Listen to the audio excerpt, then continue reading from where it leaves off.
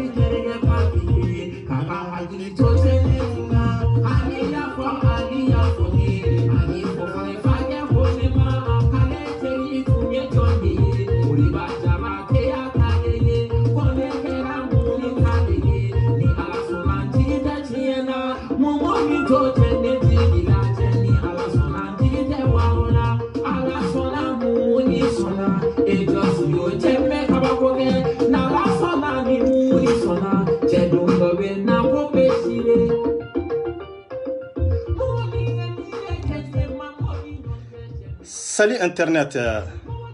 mandenkaw kuri bastawla ni bastawla ala kana baskambela jelena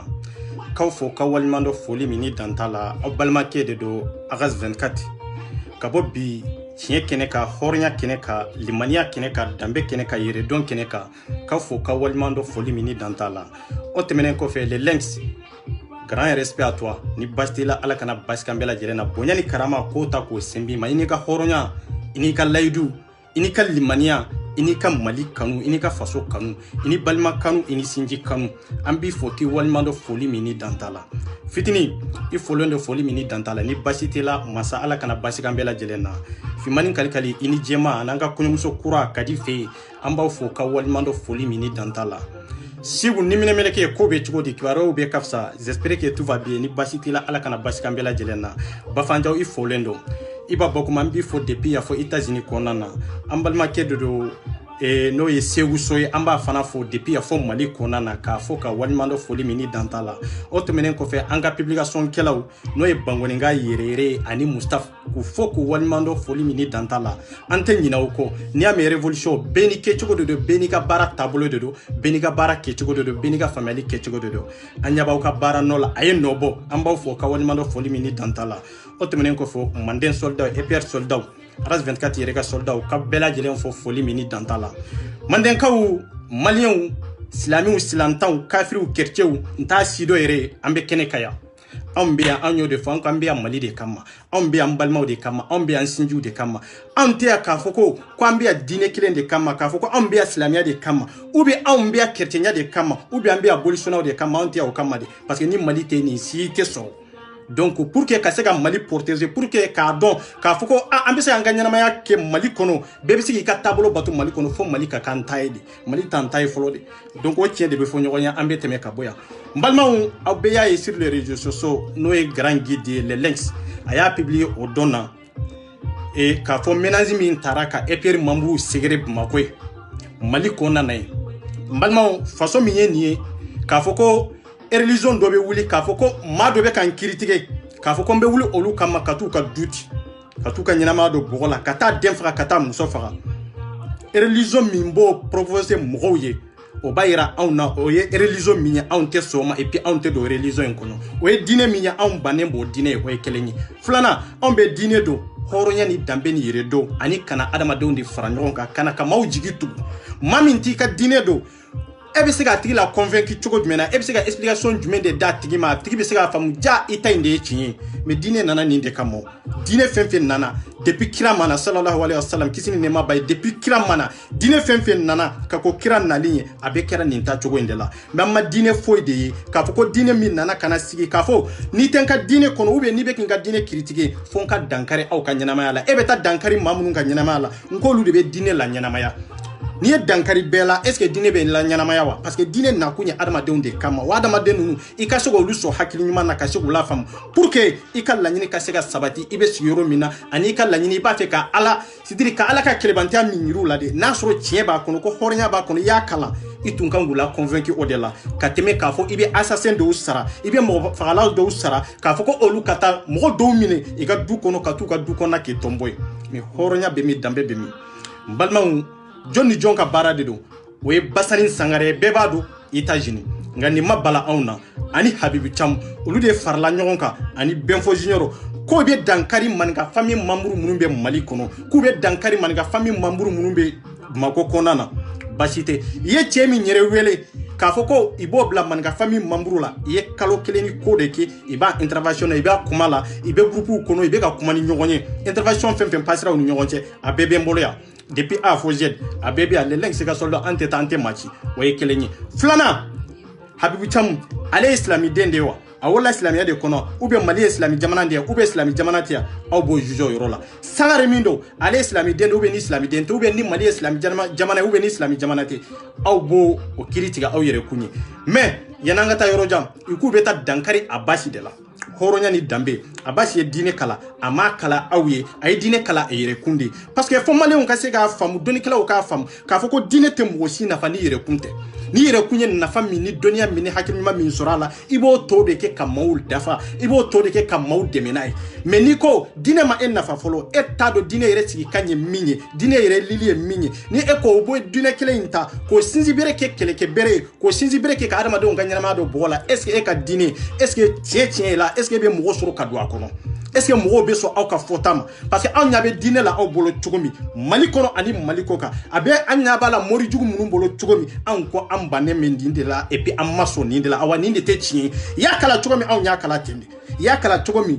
a basi y'a kala ten de i y'a kala cogo min ne yɛrɛ y'a kala ten de awa ne bannen bɛ ninnu de ye n'a sɔrɔ ninnu de y'an ka diinɛ ɲɛmaaw ye k'a fɔ ninnu de bɛ Mali diinɛ présenter Mali dugukolo sanfɛ ko ne ko o diinɛ ye ko ne t'o la ne bɛ diinɛ min na o ye Ala ka diinɛ ani Ala ka kɛlɛbantiya bɛ sɔrɔ diinɛ min na ne b'o de la mais n'an ka taa yɔrɔ jan an k'u ka vocaliw lamɛn intervention min passera u ni conversation min passera u ni ɲɔgɔn cɛ an ka se ka na décortiquer aw ye kelen kelen hɔrɔnya ni danbe kama merci beaucoup. Terkɛ n'i bɛ kuma dɔn dɛ Sida y'i ka kuma fɔ n ye k'i ye Sɛki Hayidara ye k'i bɛ bɔ Tuba an bɛ Tuba bɛɛ dɔn Sida ko n ma k'ale ye Sida ye dɔrɔn ko n ma min Sida juraya don i y'a faamu Sangare min filɛ a ye nin bila YouTube kan don min na ne m'a fɔ Sangare ka numéro ci ma ne de donna ka Sangare recherche kɛ k'a wele yali ko min kɛlen filɛ tiɲɛ don a kɛ tiɲɛ don n ko ne tɛ dɔwɛrɛ kira nin ko kɛ tiɲɛ don a kɛ tiɲɛ don n ko mɔgɔw bɛ yan k'u bɛ yen n ko dugu dɔn a k'a b'u dɔn n k'a k'u bɛɛ photo ci ma depuis sunkalo daminɛ don fo bi Bamakɔ karamɔgɔ du kɛ ma taa du min kɔnɔ ka association de fɛnw kɛ ka denmisɛnnin bandiw fara n kan an t'olu ɲini bien a ye lamini kɛ dɛ i ye cɛ min wele k'a fɔ ko an b'a fɛ i ka taa dankari EPR mamuru ka ɲɛnamaya la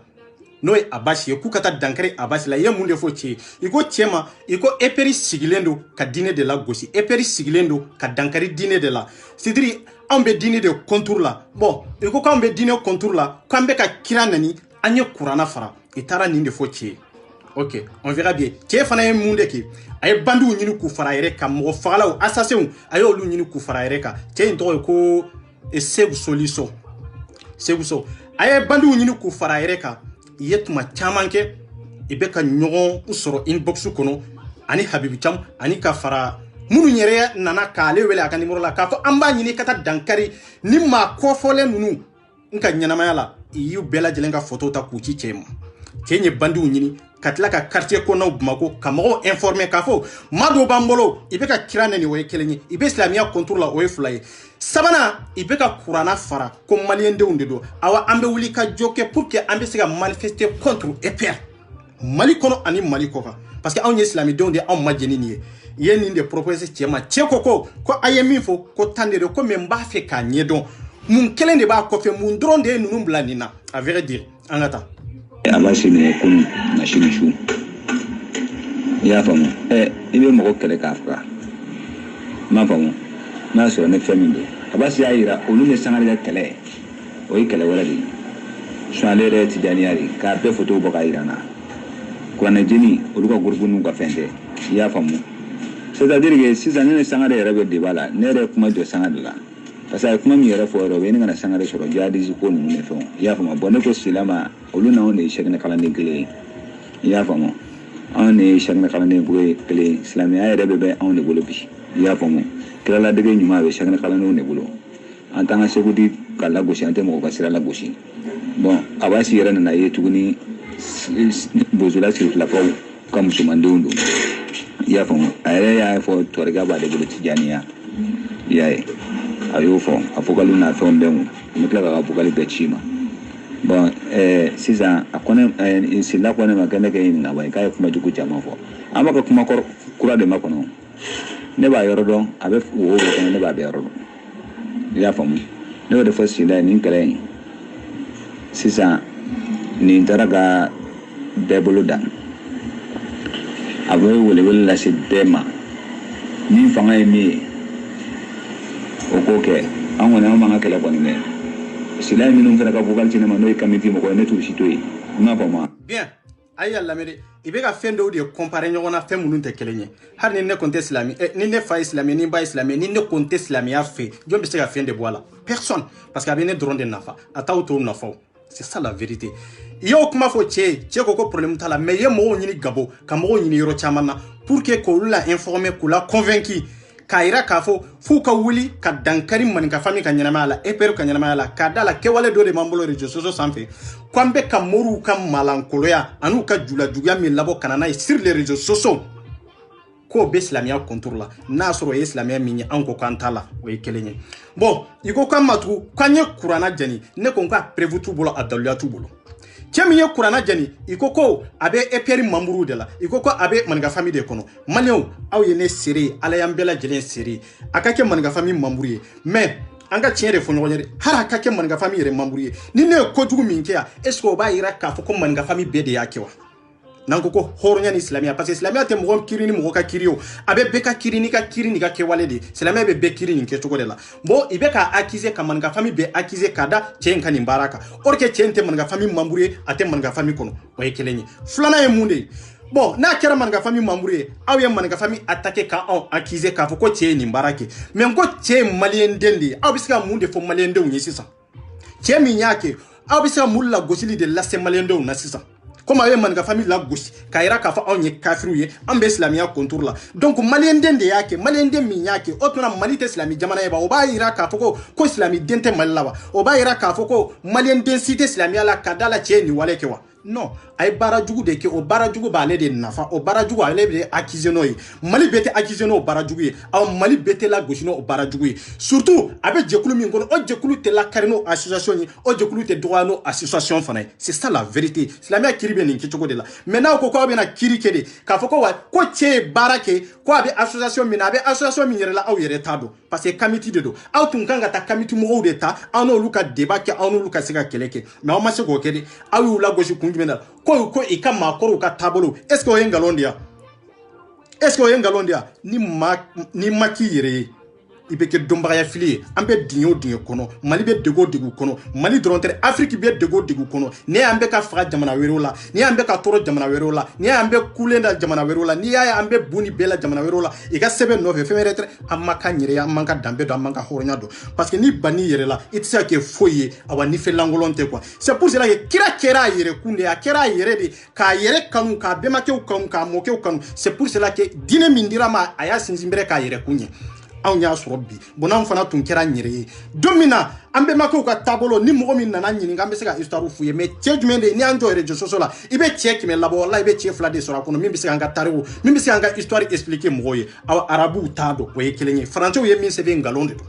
français ye histoire min se be africain ka surtout malika kone ko ngalonde do ya me komi jalu be ka fo tugomi adalate tiebola adalate musobolo o ye ngalonde mais à vrai il t'a fait ko de faux sur les réseaux sociaux il t'a fait ko de Stefana Sebe kitabu ni fe nkono ito sebe parce que ni o sebe ibaru inana ka jogo ani horonya ni dambe ni redo inana ko soro afrique de surtout mali kono inana benni karama soro mali kono de donc islamia nana de ka jogo do bali ka do dafa islamia nana ni de kama anana ka soro mali kono anana ka jogo kolon do soro ambole ayo lu bali mais ayo do la daga c'est ça la vérité même arabu fe anana ka jogo kolon do de soro ko la gosi ka jogo do soro ka seka olula avancer pour que ankata nyefe ankana to ko fe nyanyi soro bolo ninkani meni many ankani mbwala ankani faraka c'est très important mais awko comme islamia de contour là na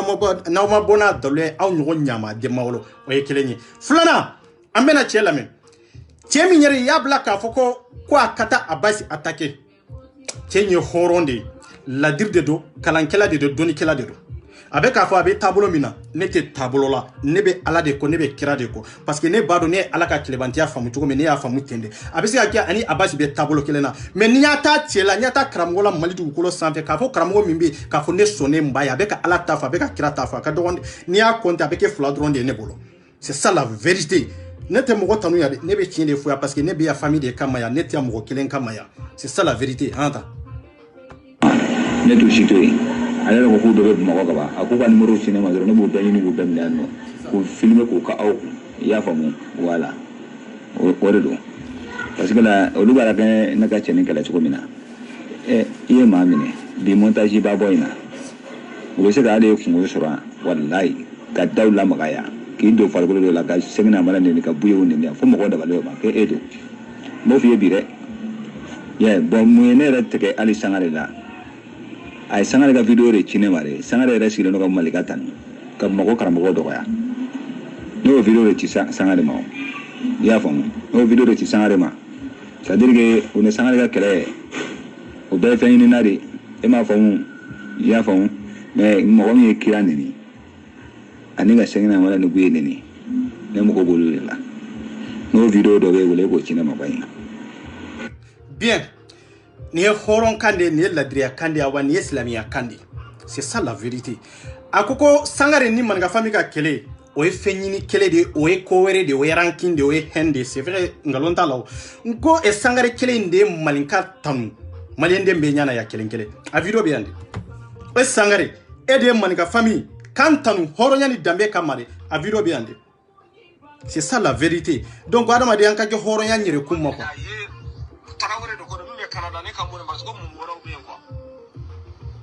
Ayo, mbena jeune fait ni sisa mbena le. Mbena le. Atenya kama mbolo yon.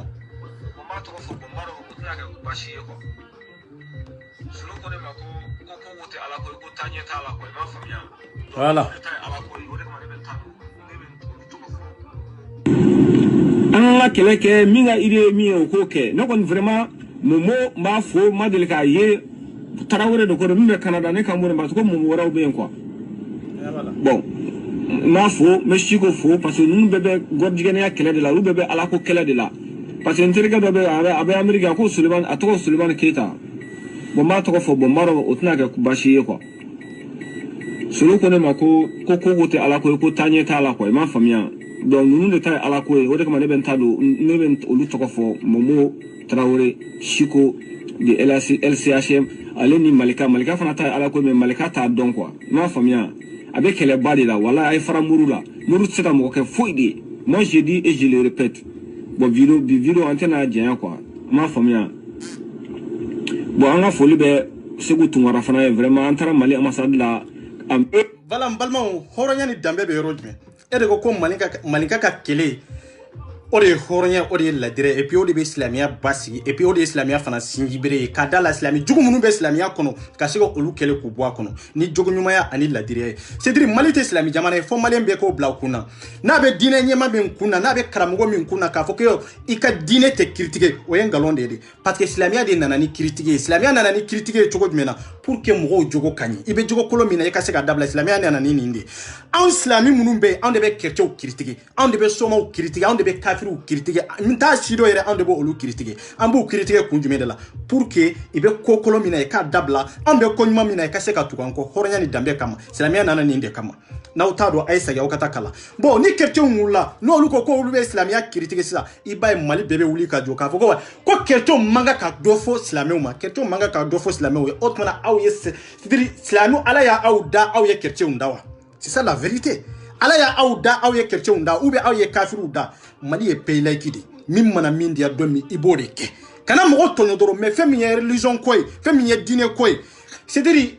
dine yere na kunye de kaseka mo la sensibiliser kanani benye mais bembe yoro jme mali kono dine nana de awbe sigoro mi na o ka lafia soro mais lafia nana yoro jme mali kono bembe yoro jme mali kono hine ni makari be yoro jme mali kono malendo nga hake be yoro jme dine dun nana de ka beka hake de di mo kana bi mo ka mais ngo bingani beka ke am malende kele undeka ngo am baw de beka violer o mori kele nunu bolo ngo am dogo muso de beka violer ni mori kele nunu bolo ngo nunu de beka kono si am furu muso fanala ka fo o mori jugu no am baw lu sama kabo kana nu ye ku ka jogo kolonyira pour que anyona kana soro dine kono dine ka basi comme kira ya fo chugami ko mo olia kala chugami aw ko way ko peut-être dire ko ambe dine de contour la kambe islamia de contour la noko an ka ke islamia contour la amma ke islamia contour la an ye mi fo est-ce que wul balidio an ko dine de te façon jo parce que niame ibe dine matrafa nia ibe barake dine kono ibe du kolo de sanfe notre ko façon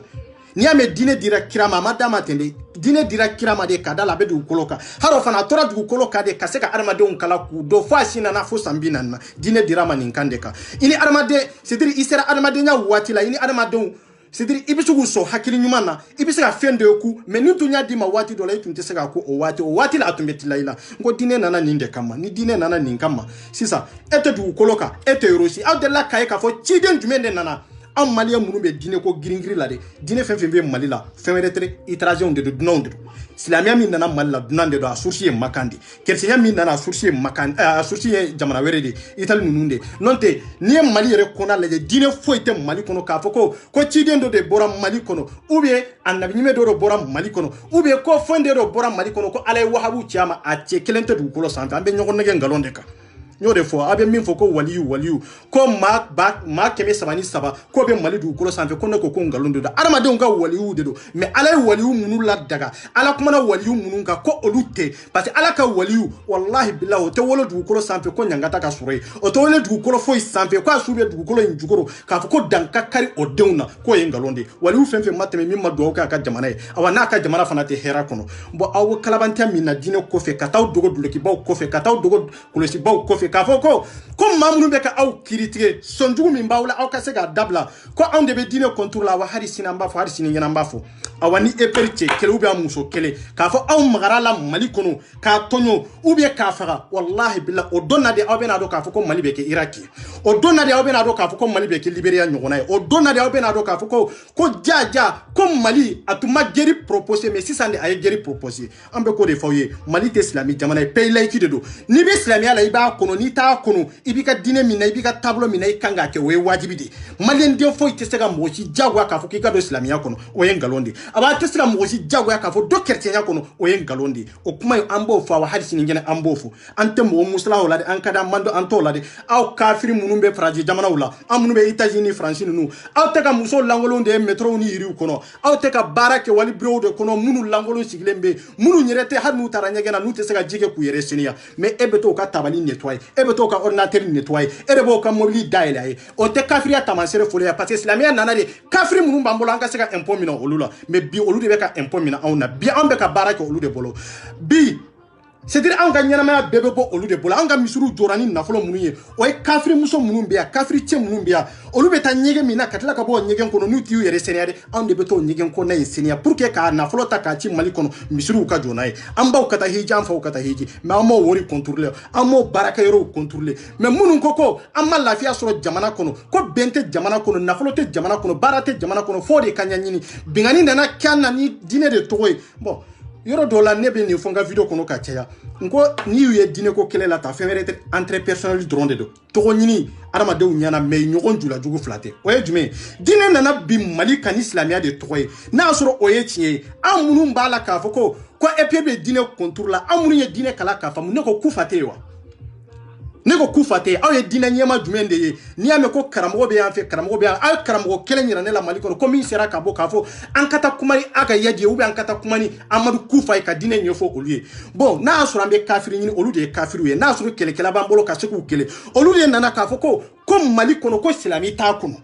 C'est ça la vérité parce que olu de nana ko kurana ko kiri ka tigɛ no o de ye ko n'a y'a sɔrɔ kiri tɛ ka tigɛ ni kurana ye Mali kɔnɔ ko jɔ ko Mali tɛ silamɛ jamana ye o ye kelen ye ko silamɛya tɛ Mali fana kɔnɔ bon silamɛya tɛ Mali kɔnɔ Amadu Kufa min y'o kuma fɔ an ka dɔnnikɛla jumɛn de bɛ yen an ka wajurukɛla jumɛn de bɛ yen min sera ka bɔ a yɛrɛ ma k'a fɔ nin bɛ ka kuma min fɔ a ye maliyɛn den bɛɛ kafiriya donc silamɛya b'anw bolo yan depuis anw ma wolo n'a ye nin kuma fɔ an ka taa sɛgɛrɛ an k'a kɛlɛ ale bɛ silamɛya de contour la n'a ko silamɛ wɛrɛ ye kafiri ye o b'a yira k'a fɔ Kufa de ye kafiri ye o b'a yira k'a fɔ an kan ka mɔgɔ min kɛlɛ o ye Amadu Kufa de mais aw bɛna k'a fɔ aw bɛna Abasi de kɛlɛ comme aw y'a ye Abasi de ɲɛna o mais on verra bien danbe kari sangare la inshallah ni ala ka ji habibu cham wallahi billahi dambe kara aw la aw ma dabo mais aw y'a dabo sisan aw tun ma minɛ de mais aw y'a minɛ sisan de aw ne b'a fɔ diinɛ min bɛ Mali kɔnɔ ne ma jɛn'a ye et puis diinɛ min bɛ Mali kɔnɔ ne ma sɔn a ma. C'est ça la vérité. Parce que a diinɛ ɲɛma joli joli de bɛ anw y'u labɔ a diinɛ kalankɛla joli joli de bɛ yen ni lɛlɛn y'u sama ka na n'u ye ka na n'u n'u ka molobaliya kuma ye yan ka na n'u langolo ye yan sur les réseaux sociaux anw taara bi alimami jumɛn de kan ou bien anw taara bi dɔnnikɛla jumɛn de kan non an ma taa bi mɔgɔ si kan en contre olu de bɛ k'anw ka hakɛ minɛ faamaw la ka se k'a dun olu de bɛ k'anw ka hakɛ minɛ k'u denw na ka avenir an'u ka diɲɛlatigɛ kɛ ɲa ye mais anw filɛ sɛgɛn kɔnɔ Faransi kɔnɔ ani Amérique kɔnɔ ani États-Unis ninnu kɔnɔna na a lajɛ maliyɛn den bɛɛ bɛ sɛgɛn la kelen kelen mais aw delila k'a ye k'a fɔ an ka diinɛ ɲɛma jumɛn de bɛ k'a fɔ ko min wulila k'a fɔ maliyɛn denw b'aw ka sɛgɛn ɲini hɔrɔnya ni danbe kama k'a sɔrɔ a tigi ma wuli ni diinɛ tɔgɔ de ye n ko Mali ye silamɛ ye Mali tɛ silamɛ jamana ye n'aw bɛ wuli ka kɛlɛ kɛ Mali ko la a ye kɛlɛ kɛ Mali ko la n'aw ka droit min y'aw jɛ silamɛya kɔnɔna na aw bɛ se ka faamaw attaquer an ka nin droit ɲanji an ka nin hakɛ ɲanji chrétiens fana bɛ se k'u ta kɛ kafiriw fana bɛ se k'u ta kɛ kira ni chrétiens ma sigi yan aw ka fisa ni kira ye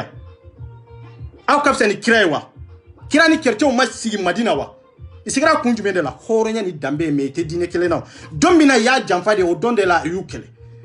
b'aw k'a lajɛ silamɛw de ye janfa kɛ Mali la silamɛw de nana Mali attaquer silamɛw de ye chrétiens janfa Mali kɔnɔ silamɛw de ye kafiriw janfa Mali kɔnɔ awa silamɛw de ye silamɛdenw fana janfa Mali kɔnɔ awa silamɛw de y'an ka faamaw ta en otage awa o silamɛ ɲɛmɔgɔ ninnu dama dama de bɛ ɲɔgɔn kan n'aw nana k'a fɔ ko aw bɛna aw bamu diinɛ kɔfɛ k'a fɔ ko diinɛ in aw kalannen don ka tɛmɛ cɛ min kan aw b'o de bagabaga mais aw kalannen tɛ ka tɛmɛ cɛ min kan aw tɛ se k'o bagabaga dɛ diinɛ ye kelen de kuranna ye kelen de ala ye kelen de kira ye kelen de o kelenya min bɛ yen de a ye bɔ n'a dalula ye k'a fɔ ko an bɛ ka min fɔ ko nkalon de don n'a y'a sɔrɔ kira mana ni diinɛ ye ni bɛn ani hɔrɔnya ni ladiriya de bon anw ɲɛ bɛ alimami jumɛn de la k'a fɔ min kɔnɔ jɛlen don ka jɛ fasodenw ma k'a fɔ min bɛ ɲɛmɔgɔya la n'a bɛ Mali diinɛ présenter Mali kɔnɔ ani Mali kɔ kan k'a fɔ hinɛ ni makari b'a la k'a sɔrɔ entrée ɲini tɛ silamɛw bɛɛ bɛ k'u ka entrée ɲini alimamiw bɛɛ bɛ k'u ka entrée ɲini an kan anw de bɛ taa jɔ an faso tilen don depuis anw mɔkɛw i bɛ nin dingɛ kelen de kɔnɔ Mali bɛ retard fɛn fɛn na an bɛ dingɛ o dingɛ la foyi tɛ de diinɛ ɲɛmaw de ye gouvernement ta en otage parce que maadennin de tɛ se ka ye jamana c'est-à-dire maaba de tɛ se ka ye jamana dennin kɔnɔ k'a fɔ ko o jamana ka jɔ o ye nkalon de ye quoi Mali kɔnɔna lajɛ k'i b'a compter nin ye maaba ye nin ye maaba ye nin ye maaba ye awa maaba foyi tɛ min sera ka nafa kɛ Mali ye min sera ka nafa ɲɛ Mali ye a tɛ i b'a sɛgɛsɛgɛ wallahi bila i b'a sɔrɔ 2 3 dɔrɔn de non tɛ maa tɛ cɛ tɛ i bɛ maa ma bonya k'a bila jamana sanfɛ k'a kɛ maaba ye i tɛ place foyi sɔrɔ a la jamana kɔnɔ n'a ma kɛ ka dɔ bɔ jamana kun wallahi a ma foyi dɔn jamana kun jamana min tilen don denw bɛ ka bɔ ka sa kogoji la o jamana kelen in sababu aw dinɛ ɲɛmaw b'o kɔnɔ pour que k'anw ka hakɛ ɲini aw t'an ka hakɛ ɲini aw b'aw sɛmɛ aw kan ka min sɔrɔ gouvernement na n'o tigɛra aw la don min aw bɛ wuli k'a fɔ k'aw bɛ kɛlɛ kɛ jamanadenw nɔ la jamanaden jumɛn nɔ la jamanaden jumɛn nɔ la an tɔɲɔna depuis Musa Tile ani bi cɛ maliyɛn den bɛɛ tɔɲɔnen don maliyɛn den ma lafiya sɔrɔ aw dinɛ ɲɛmaw tun bɛ yɔrɔ jumɛn aw tun bɛ jamana jumɛn de kan o bɛɛ aw bɛ Mali kɔnɔ waliju 303 min bɛ Mali dugukolo jukɔrɔ o ye Mali jumɛn ye Mali ba min an bɛ ka kuma o Mali in tɛ wa o tuma olu ma duwawu k'u faso ye o tuma olu su donna jamana min kɔnɔ o tuma hɛrɛ man kan o jamana in kɔnɔ wa Mali tilen filɛ aw bolo maliyɛn den bɛɛ bɛ tɔɔrɔ la aw bolo aw tɛ faamaw attaquer mais aw bɛ wuli k'a fɔ mɔgɔ min bɛ ka tiɲɛ fɔ aw ye aw b'o olu attaquer mais aw tɛ faamaw attaquer mais aw bɛ muso ɲumanw fan don aw tɛ faamaw attaquer mais muso min bɛ taa baara kɛ aw bolo ni y'o de fɔ aw ye aw bɛ juya min ni kalabanta min na a bɛ dabila a cɛ tɛ alimami ninnu na a muso tɛ alimami ninnu na mɔgɔ min bɛ se k'a fɔ ko wallahi billahi ko kira nana de k'a fɔ ko moriya ye tiɲɛ ye wallahi nkalon de don an yɛrɛ ka taabolo n'an ka hakilina de don wahabiya t'o la i ye wahabiya i tɛ wahabiya ye o tɔ la wahabiya in yɛrɛ n tɛ kuma kan yɛrɛ parce que ni ko n bɛ kuma kan o ye dusukasi wɛrɛ de o ye tɔŋɔ min lase anw marakaw la anw de b'o dɔn marakala wahabiya kelen min bɔra ye marakaden bɛɛ b'a kalama kelen kelen o de nana kan ka duw ti haribi dugu dɔw bɛ olu tilen don ka sababu kɛ wahabiya kelen in na sangare e b'i to kɔfɛ de e ye marakaden de ye komi ne kɛcogo i bɛ marakakan fɔ komi ne kɛcogo hali ni fila jamu b'i la e b'a dɔn wahabiya ye balaw min tigɛ Mali kɔnɔ e b'o kalama awa n'aw bɛ kuma aw tɛ fɛn min si dɔn a y'aw daminɛ c'est très important anw de y'a fɔ mori min n'i ko ala kɔta kira kɔta jɛnɛya haramuyalen don e mina ku jɛnɛya la e mina ku jɛnɛya la e mina ku julajuguya la ala ko k'i ka si yɛrɛ la de kira ko i ka si yɛrɛ la de ni kira tun y'a kɛ comme aw tɛ se aw yɛrɛ la cogo min diinɛ bɛ état min na bi an t'o état sɔrɔ ni kira tun y'a kɛ k'a yɛrɛ labila comme alimami minnu b'an bolo cogo min ni mɔgɔw bɛ taa baara ɲini mɔgɔ bɛ taa baara ɲini mɔgɔw fɛ bɛɛ tɛ se ka istikhara k'i yɛrɛ ya kira ko bɛɛ de ka istikhara k'i yɛrɛ mais k'a fɔ ko cɛ wɛrɛ de ka istikhara k'i yɛrɛ o ye nkalon de o ye nkalon de o sɛbɛnnen tɛ kitabu kɔnɔ a tɛ kuranna kɔnɔ a tɛ hadisa kɔnɔ a tɛ fiqhu kɔnɔ daluya t'aw bolo o la o ye nkalon de ni nana réseaux sociaux kan ni mɔgɔ tɛ di lajɛ ni nana réseaux sociaux kan ni ko i bɛ kɛlɛ kɛ ni diinɛ tɔgɔ de i bɛ lajɛ parce que maliyɛn den hakili datugulen de don parce que maliyɛn den bolo dɔrɔn diinɛ foli da la o de bɛ maa kɛ silamɛ ye o de bɛ maa kɛ limaniya jɔn ye o ye nkalon de ye adamaden ka diinɛ n'i ka limaniya o bɛ dépend adamaden yɛrɛ ka dusukun de la i dusukun ni foi tɛ foyi tɛ yen aba n'o tɛ foyi tɛ yen i bɛ sa alikaba kɔnɔ ba paga wallahi billahi i bɛ don jahanaba kɔnɔ mɔgɔw tɛ minnu sara misiri kɔnɔ kira ne ala ye olu ka jahanaba dɔn fɔ kira ye kun jumɛn de la i dusukun de tun man ɲi n'o tɛ n'a tun fɔra min bɛ kɛnɛ ma dɔrɔn k'o dɔrɔn de don i tun bɛ don arijinɛ kɔnɔ mais ko mɔgɔw sara fo kira bɛ daji to olu da kɔnɔ pour que olu ka se ka don arijinɛ kɔnɔ mais ala ko wallahi ko ninnu ye jahanaba dunkew de ye o bɛɛ kira tile la o bon anw maa faso minnu bɛ wuli bi k'a fɔ aw bɛ EPR attaquer wallahi billahi ne ɲa tɛ silamɛya dɛmɛbaga la Mali kɔnɔ ɲa t'a sinsin bɛrɛ la Mali kɔnɔ ka tɛmɛ EPR mamuru kan awa ɲa t'a dɔnnikɛla la Mali kɔnɔ k'a fɔ e bɛ se ka silamɛya de expliquer anw ye komi a ka ɲi cogo min k'a fɔ e b'a ta sira kan ka tɛmɛ anw kan o ye nkalon de parce que aw ɲa dɔn aw bɛ ka min pratique aw bɛ ka min fɔ i tɛ kelen ye aw bɛ ka min fɔ aw da la arnaque de don aw bɛ ka min yɛrɛ pratique yɛrɛ tiɲɛ yɛrɛ t'a kɔnɔ aw bɛ ka pratique kun jumɛn de la aw ka muso ɲumanw sɔrɔ ka mobilibaw sɔrɔ ka terrainw sɔrɔ a banna nin dɔrɔn de don n'o tɛ aw b'a dɔn tiɲɛ t'a kɔnɔ wallahi billahi aw b'a dɔn tiɲɛ t'a kɔnɔ kira ye min fɔ a n'aw bɛ ka boli sira min kan wallahi billahi ka jan ɲɔgɔn na komi jɛlɛjala ni baji aw an t'a la bi an t'a la sini ne ka limaniya bɛ ne dɔrɔn de nafa c'est ça la vérité ne bɛ Faransi kɔnɔ yan Faransi religion hakɛ min bɛ a bɛ ban di yan hali n'a sɔrɔ chrétien bi yan mɔgɔw n'u ka diinɛ wɛrɛw bi yan ne ye silamɛden de mais ne filɛ jamana min kɔnɔ yan a mana kɛ cogo cogo ne bɛ sali n ka so kɔnɔ n bɛ su n bɛ n ka fɛn bɛɛ lajɛlen kɛ mais est ce que o ye ne bali jamana ka hakɛ labatoli la wa non c'est ça la vérité mais anw ka diinɛ ɲɛmaa minnu bɛ yen olu y'a yira k'a fɔ olu ye diinɛ ɲɛmaaw de ye mais olu ka c'est-à-dire olu de ka girin ni Mali sariya ye awa olu de bɛ se ka Mali fana sariya attaquer o de tɛ kɛ c'est ça la vérité diinɛ tɛ se ka comparer gouvernement na o ye nkalon de ye Maka min filɛ nin ye n ko Maka bɛ gérer ni gouvernement de Alikaba fanga foyi t'a la ni gouvernement de tɛ Madina fanga foyi t'a la ni gouvernement de tɛ hali n'a sɔrɔ u b'u ka sariya boli i b'a boli gouvernement ka sariya de hukumu kɔnɔna de la mais anw yɛrɛ tɛ diinɛ yɛrɛ dɔn anw yɛrɛ man yɛrɛ dɔn yɛrɛ anw bɛ ka wali diinɛ de ta k'a fɔ an b'o pratique an b'o yɛrɛ kalan yɛrɛ k'a dɔn wali diinɛ ye mun de a nana arabukan de la a bɛ segin ka to arabukan kelen de la jɔn bɛ se k'o sɔsɔ hali ni ala ko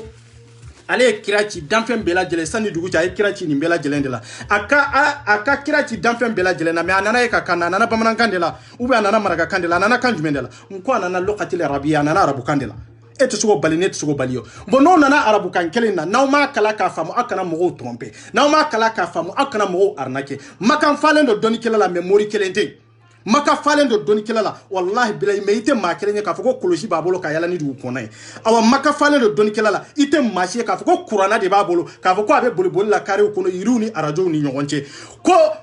ale mori ale be se ka hera ke mo wore o en galondi makan kaw ye bara de ke ambe ka wali ju ko min fode wali ju mun bora makade o liyo do ke makande ka maka basi aba sante na imana falife imana turu wallahi billahi kan yere se ga abe fali e riyadi min fle ka kapitali ngo globe mie sungurumba be tay aba kafir nu be wuli yande kata jinaya ko yorola e ote arabu ote saudi jamana yiwa makan kapitali yere mbe ko de fota riyad o be ka jamana mina aw be se ka on balola wa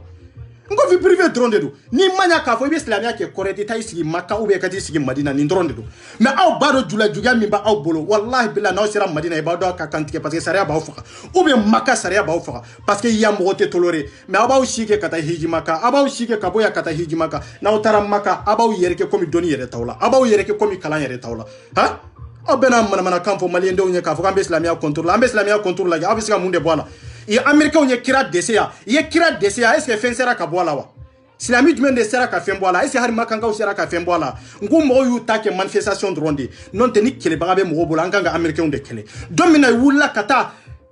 kulumi tumbe sa ni duguche nu tara kata bomu branza la kati islamu sera ka munde boala e ma sera fin boala ngu ita ke manifestation ni kata la jetele dronde la aw sera ka fin de boala am ma sera ka fin boala kafiri ba munumbe nu be ka islamia détruit am ma sera ka fin boala am maliende uta aw te sera papa ka boala aw ka dogo aya sangare ere be kafiri jamana de la ebe kafiri jamana mina muso langolo mbende muso be jereya kende pede olu bende gortigani olu bo odu kelende la ebe sera islamia expliquer jonde sisa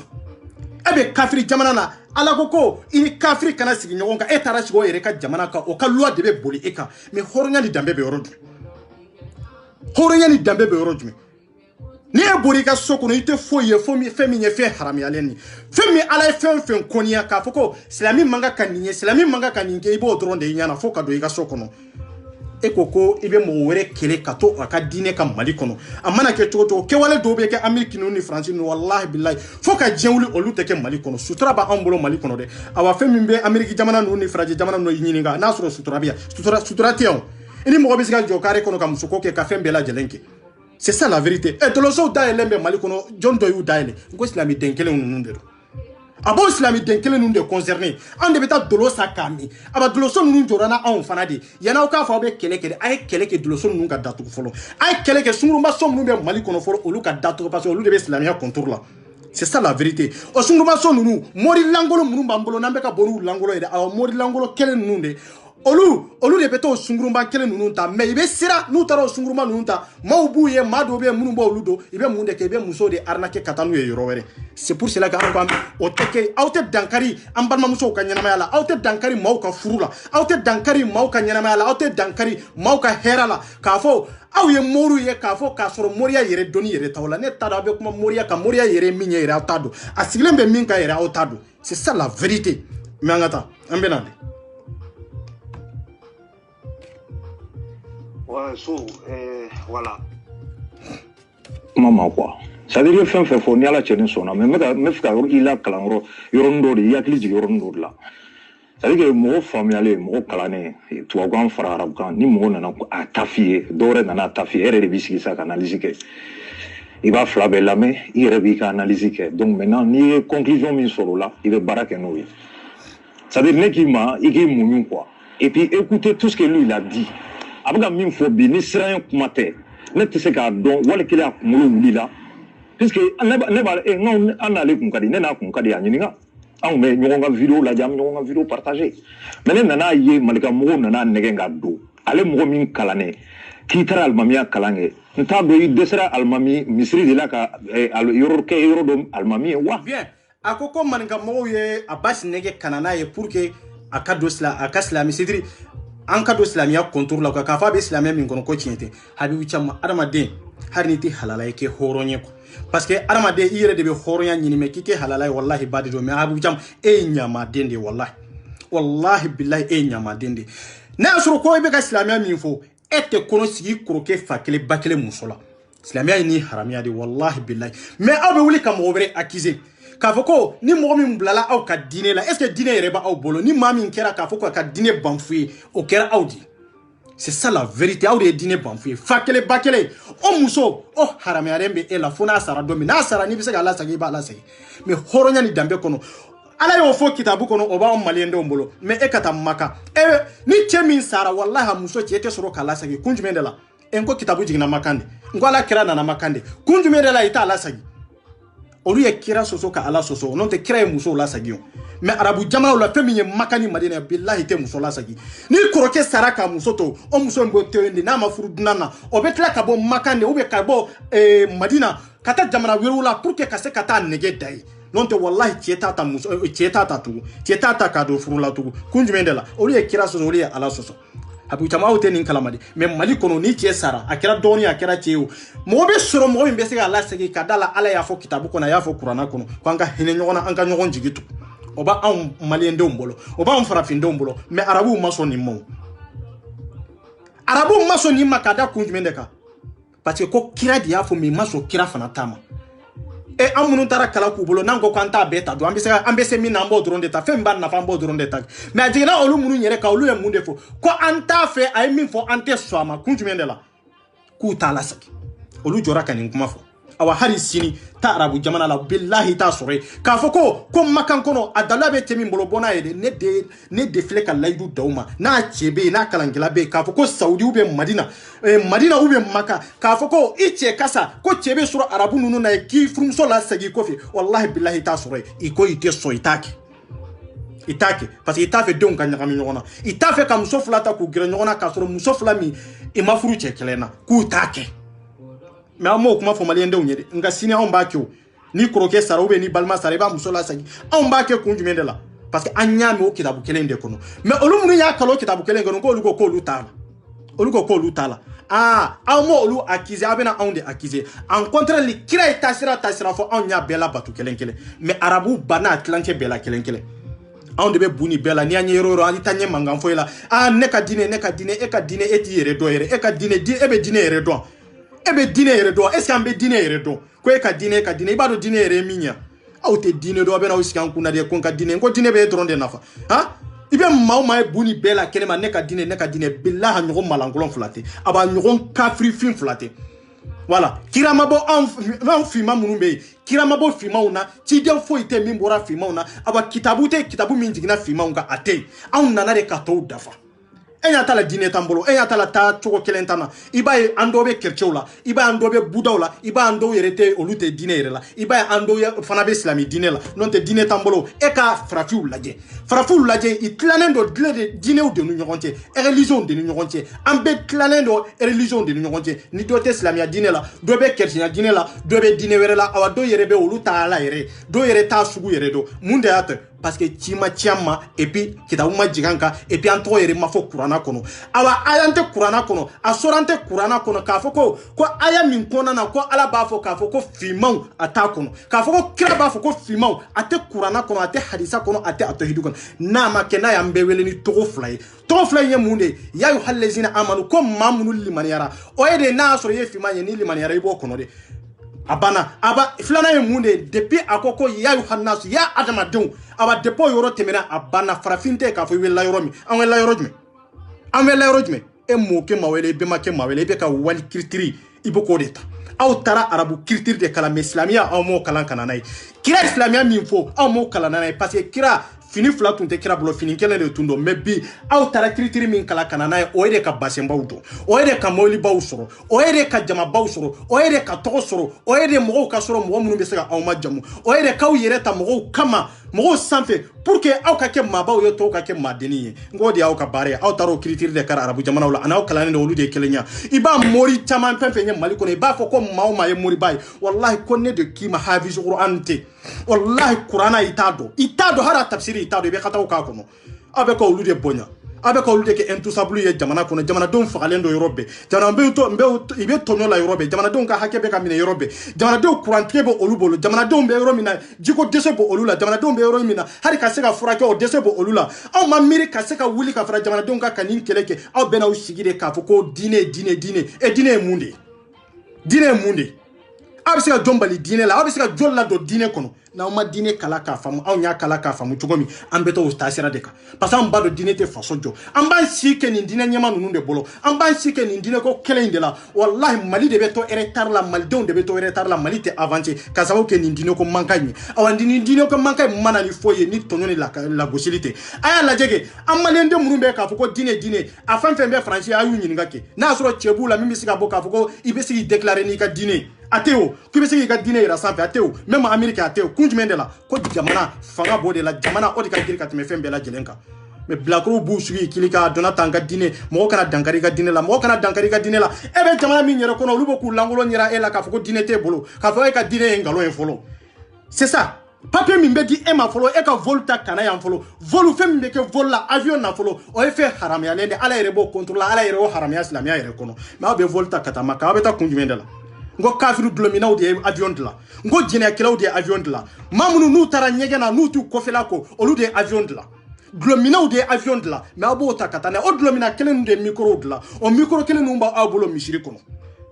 ante chefo nyo nyanga ta kabuya ka malendo mbo filila aka chira malendo na ikaseka baraka ku yere na fakaseka jamana la développer c'est ça qui est important mais on va faire comme monde que c'est ça ko dîner a blakro damombe États-Unis ni France nu ku ni ju yere ba awla ha nafa yere ba awla ha ka fa be mo la révolté abe mamnu la révolté mamnu kama ota anyere e be anyere fo barkani do mi ba ango go jamana de wallahi ni jamana te ni dine ko manga inteke awani jamana te fo ambe ka ibe ka kele mi fo ambe ka dine mo ke ni be jodi fo jamana de ka sure en réalité jamana fana teta jamana de ko jamana de be tonyo la fo ayo lu deme o ku ka hake soro mais ka fo ko dine ko kele ya ayo lawli mali kono de ante sirade anye mali ndo de ka wo mali kono ka mo mali kono wallahi billahi ante sirade ni kele ni dolabe tiebolo ka sega ka kuma lawli kuma be ni nyoro de ka a morimi ka fo aw ka ni mankani mbagabayi wallahi har morimi sini na nyi mirambe boni langolay yaro folo antumba usutra mais namborani chochi wallahi ambeni bla réseaux sociaux de ka idemba be bado ka fo e de suguna so model sugumi nye faso kono c'est ça la vérité ante che sutura tugure ikra moriba ikra morideni ante mamusalaha ikra président ikra ministre ikra jula juguya ni ya lase fantam muso de ma ni ya lase desperato muso de la ka fo ko e doni do kala ka fo ko se doni be e be se wa kelendi doma o be se ka dom makonye e te se go makonye katla ka fere nyino la ko do ona hakilite pour que ka se ka danai wallahi billahi nani sutura ala kana sutura nani sutura ala kana sutura ko islamia o de fo kan kana nyon sutura aw de be kalabante ala ko islamia nyon sutura de nyon sutura fo rayro me ambe bado jene akela ka sutura e ka jene akela mino ka sutura e ka ko ju kela e ko sutura e ka zonye e ko sutura e ma ala so ma kira so ha mais zon joli de bambolo ni nga dina nyema o de to nyombolo a zon joli de be e de be ma fa kata fangala wallahi bila dina nyema o kele nu de be wuli quartier ko no ani ru ko no ka fo ante so karsa ka datu ay fere nyina ka blana na delila tanyo na wereki ngo e kafiriya tamansiredi mami to nyana o ka hakedu ayo joka hakela sisa parce ayo do de tonyo kata prison na ayo do tonyo kata prison na ayo tunganga ayo mami tonyo kata o ka hakeli après ayo be fere nyini ndo en kalabla mais minyo tonyo like ayo be fere nyini o de kalabla mais mo min tonyo ayo magotola ngo be mali kono de o be jamana min kono ka herabe soro est ce que herabe soro jamana kono o te fenyere kalama o tar jala tigere be avancer chogo miere anda ni nana blast la me contrôle na sur aller kuma la kafkate wabia afa o kore ate ko fo c'est-à-dire wabia fara wahantanka shegene kalande beko ko miye tien ale ko kote tien o jahanaba ni arjin tiete jahanaba ni arjine ne re ba fie bi ma foko bashi ya fo abu chamu wallahi billahi ebe français ne araj 24 nyenga la du kandi mane ya fie ngo arjine jahanaba tiete parce que arjine dara jon kamane jahanaba dara jon kamane bonne kapsani arjine ne kapsani jahanaba ama kala o te fendo parce que ale arjine dlade ka fo be ni ndlai kama ni sona na soro iba fe ikata baranyuman ke ikata arjine kono adara jon kama wala aya proportionné de law ay jahanaba da mbena ni ndla ni te ni koni fe koni ke wale min bi lase ni ma ikano oke ni yoke ibeta jahanaba kono aya dla jon kama ne aya proposé jon na ne donc o ba ira ka fo ite min proposera ne na soro ne de mamsa nae ni ne tunte est-ce abe arjine de law ni ne tunte est-ce abe jahanaba de law ata de law ante chefo nyanga ta kaboya ambe chere fo nyonye malendo ambe ta kaboya na ma ni doni tawla ni kalan tawla akana maude bla filila akana bla kalan glaw de nye akana bla doni klaw de nye akana bla kodo na de nye femi ndlana e kama odlana e kamadi fɛn fila de dilanni kama n'i bɛ muso fɛ i ka muso ta awa n'i t'a fɛ n'i bɛ cɛ de fɛ i ka cɛ ta arijinɛ ni jahanaba dilanna nin kan de kan n y'a da adamadenw de kama buni adamadenw